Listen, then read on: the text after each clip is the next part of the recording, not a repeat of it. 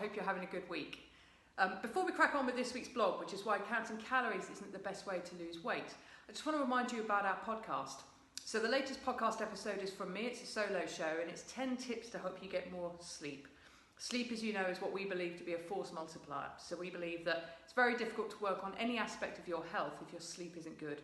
So I give you 10 ways that you can improve your sleep, and they're simple, they cost nothing to do in most instances or very little. And it's something that's really practical, so you can start doing it straight away to try and get a better night's sleep. So check out the podcast on iTunes. Remove the guesswork, health, fitness and wellbeing for busy professionals. Or jump on the website, www.bodyshotperformance.com/resources, and then look at the drop down and select podcast. So to this week's blog, why counting calories isn't the best way to lose weight. Now, there are a number of reasons why this is, and I get asked a lot, what is the best type of diet for me to go on? Is it counting calories? Is it the keto diet, the paleo diet, intermittent fasting? And I'll answer that question at the end of this video. But first of all, why is calorie counting not an effective way to lose weight? Well, first of all, what a calorie is a unit of energy.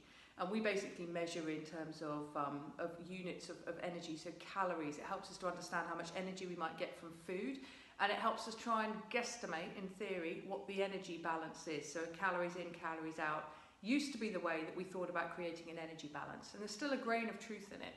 But actually, not all calories are created equal, and this is a big reason why calorie counting won't work.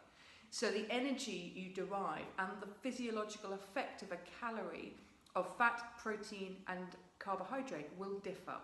So carbohydrate will have a different effect on the body that perhaps fat will, or protein. Carbohydrates and fats are more energy sources. Protein is more for growth and repair of muscle and cells. So there is a difference. Not all calories are equal. That's one thing.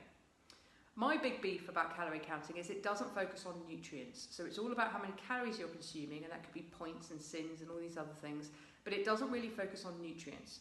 For example, I could eat a 1,500 calorie a day diet, but still be deeply unhealthy because those calories are coming from refined carbohydrates or poor quality food, or food that has a barcode on it and doesn't even look like a natural food. So 1,500 calories of a very bad diet, 1,500 calories of a plant-based diet, two different things from a nutrient perspective. That's my big reason. Also, the way that we burn calories is very individual and unique. So my response to 100 calories of energy or food intake might be different from someone else's. So to say that you need to be on a 1,500 calorie a day diet may not have the desired effect that may have worked for me, for example. Another reason is that packaging can be very inaccurate. A source called Precision Nutrition, and it's worth jumping on their website if you're interested, precisionnutrition.com, released a report that said that the calories on food labelling could be up to 20% inaccurate. Now that's massive. If you're over consuming 100 calories a day, for example, over time that's going to add up quite quickly to significant weight gain. So even a 20% or even less degree of inaccuracy can have a significant impact on your body composition if that's your main concern. Another issue is talking about calories in terms of portion sizes is easy to overestimate. People do tend to think that a 300 calorie portion is roughly the size of a fist, for example, but everybody's fist size varies, everybody's palm size varies. So portion sizes are subjective.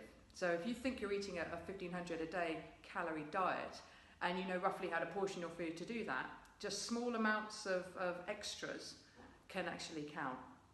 So what is the question? The question I posed at the start of this video is, what's the best type of diet to go on? And there is an answer to that, and it's very simple. It's the type of diet or nutrition plan, call it what you will, that you can stick to.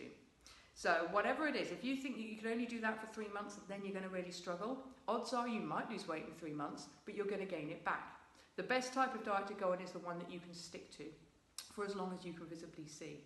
Unless you need to lose weight for heart surgery, for example, in which case a crash diet may be appropriate, it just is the worst way to lose weight. And actually, there's a lot of science suggests that your body will go into fat storage mode when you dramatically reduce your calorie intake. So, I hope that's been really helpful. If you've got questions, ping me an email to leanne@bodyshotperformance.com. Jump on the website, bodyshotperformance.com, and complete our Health IQ quiz, which you'll find on the homepage. That'll give you a score in our 6 signal areas, so for sleep, mental health, energy, body composition, digestion and fitness. And it'll give you a little scorecard and some tips to how to improve in those areas where you score low.